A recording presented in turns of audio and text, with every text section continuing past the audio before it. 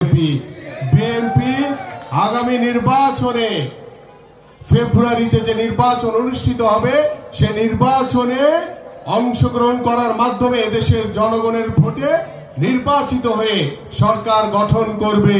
কিন্তু তারা ভয় পেয়েছে, নতুন এক পদ্ধতি এনেছে, পিআর পদ্ধতি, যে পদ্ধতির মাধ্যমে যাদের মেম্বার হওয়ার যোগ্যতা নাই, যাদের ওই পঞ্চায়েতের একজন সদস্য হওয়ার যোগ্যতা নাই, তারা নাকি পিআর পদ্ধতির মাধ্যমে সংসদে যেতে চায়।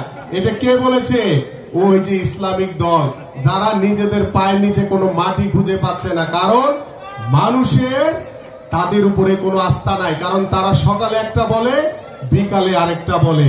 তাই আসুন, আমরা সংস্কার চাই, আমরা ওই স্বৈরাচারের বিচার চাই, কারণ গত 17 বছর ধরে ওই স্বৈরাচার শেখ হাসিনা বাংলাদেশ জাতীয়তাবাদী দলের প্রত্যেকটি নেতা কর্মীদের উপরে যে জুলুম, নির্যাতন, নিপীড়ন চালিয়েছে, সেই 17 বছরের সাক্ষী কিন্তু আপনারা সকলে এখানে বসে আছেন।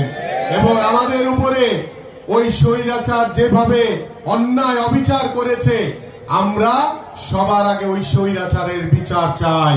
এবং আমাদের মাননীয় ভারপ্রাপ্ত চেয়ারম্যান জনাব তারেক রহমান 13 জুলাই 2023 সালে রাষ্ট্র কাঠামো মেরামতের জন্য সংস্কারের প্রস্তাবনা দিয়েছে। সেই সংস্কার বাস্তবায়নের মাধ্যমে আমরা বাংলাদেশের রাষ্ট্রীয় প্রতিষ্ঠানগুলোকে নতুন ভাবে ঢেলে সাজাতে পারবো, এই আশাবাদ ব্যক্ত করছি।